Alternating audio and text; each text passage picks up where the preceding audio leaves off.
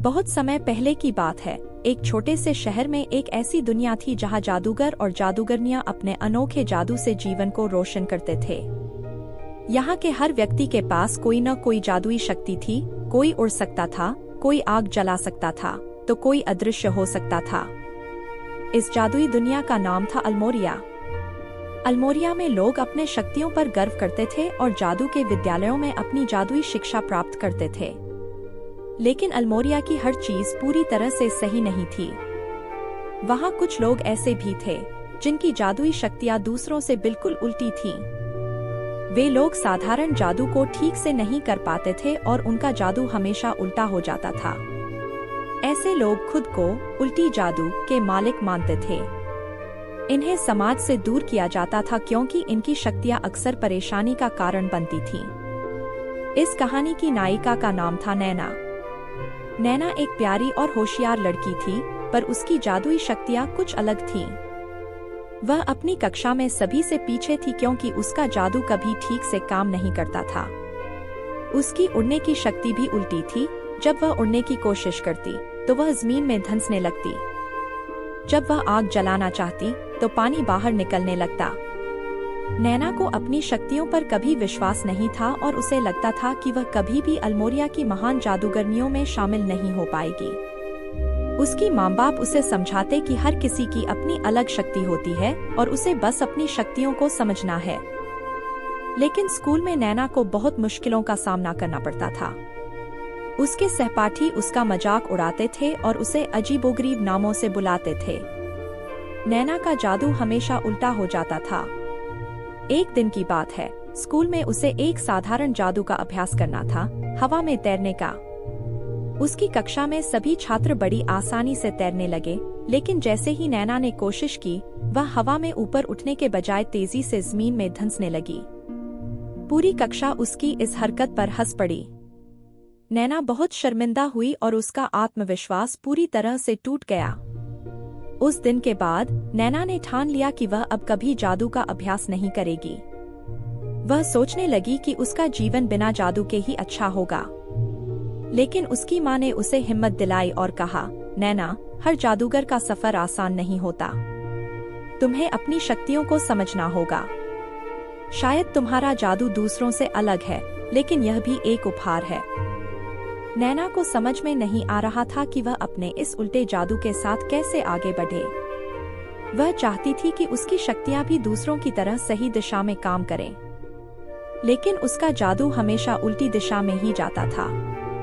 एक दिन नैना को अपने स्कूल में एक नई जानकारी मिली। स्कूल में एक विशेष कक्षा थी जिसे उल्टी जादू कहा जाता था। इस कक्षा में केवल उन्हीं छात्रों को प्रवेश दिया जाता था जिनका जादू साधारण नहीं था। नैना ने सोचा कि शायद यही वह जगह है जहां वह अपनी शक्तियों को समझ सकती है। उसने उल्टी जादू की कक्षा में दाखिला लिया। वहां उसकी मुलाकात कुछ और छात्रों से हुई जो उसकी ही तरह थे। वहां एक लड़का था जिसका नाम अर्जुन था। अर्जुन का जादू उसे अदृश्य बनाने वाला था, लेकिन जब भी वह अदृश्य होना चाहता, उसका सिर अदृश्य हो जाता और शरीर दिखाई देता। एक और लड़की थी माया, जिसके पास चीजों को जिंदा करने की शक्ति थी, लेकिन उसका जादू अक्सर बेजान चीजों को जीवित करने की बजाय उन्हें हिलाने या तोड़ने लगता। इस कक्षा के शिक्षक का नाम प्रोफेसर हेरोल्ड था। प्रोफेसर हेरोल्ड ने उल्टी जादू के महत्व को समझाते हुए कहा, यह दुनिया हमेशा सीधे रास्ते पर चलने वालों की प्रशंसा करती है, लेकिन कभी कभी उल्टे रास्ते भी मंजिल तक पहुंचने के लिए बहुत महत्वपूर्ण होते हैं। तुम सबकी शक्तियां अनोखी हैं। तुम्हारा काम है इन्हें समझना और सही दिशा में उपयोग करना। प्रोफेसर हेरोल्ड ने नैना और उसके साथियों को समझाया कि उल्टी जादू का मतलब यह नहीं है कि वे कमजोर हैं। उल्टी जादू उनके अंदर की विशेषता है और इसे सही तरह से इस्तेमाल करने के लिए उन्हें खुद पर विश्वास करना होगा।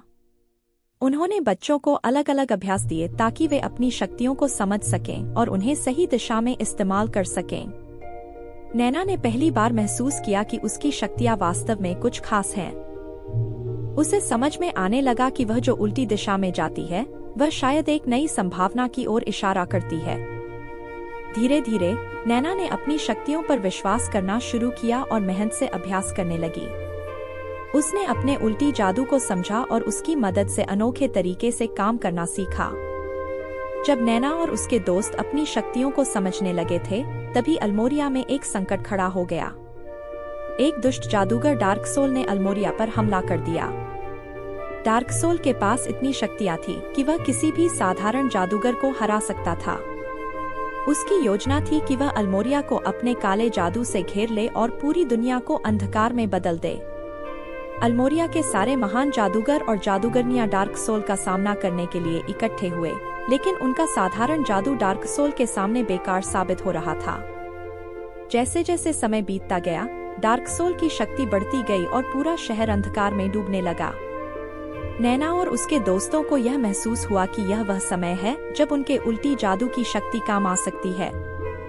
प्रोफेसर हेरोल्ड ने बच्चों को समझाया कि डार्क सोल का सामना साधारण जादू से नहीं किया जा सकता, क्योंकि उसका जादू हर साधारण जादू को उलट सकता है। केवल उल्टी जादू ही उसे हरा सकता है। नैना, अर्जुन, माया और उनके अन्य दोस्त, जिन्हें अब अपनी उल्टी शक्तियों पर पूरा विश्वास हो चुका था, डार्क सोल का सामना करने के लिए आगे बढ़े।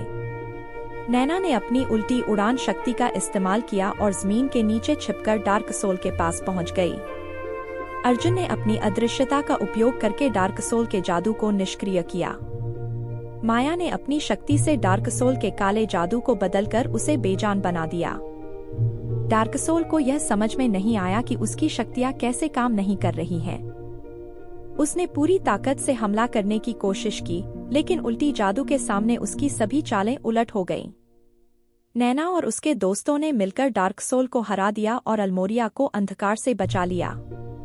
अल्मोरिया के लोग नैना और उसके दोस्तों की बहादुरी और उल्टी जादू की ताकत को समझ गए थे। उन्हें यह एहसास हो गया था कि उल्टी जादू किसी कमजोरी का प्रतीक नहीं, बल्कि एक विशेषता है। नैना और उसके दोस्तों को अल्मोरिया के महान जादूगरों में गिना जाने लगा। नैना ने अब खुद पर पूरा विश्वास कर लिया था और समझ गई थी कि हर किसी की अपनी अनोखी शक्ति होती है, जिसे समझना और स्वीकार करना ही सच्ची ताकत है।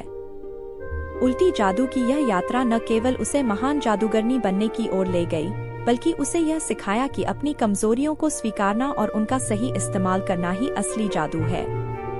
शिक्षा। इस कहानी से हमें यह सीखने को मिलता है कि हमारे अंदर की शक्तियाँ चाहे जितनी भी अनोखी या अलग क्यों न हो, अगर हम उन्हें समझें और सही तरीके से उनका उपयोग करें, तो हम किसी भी चुनौती का सामना कर सकते हैं।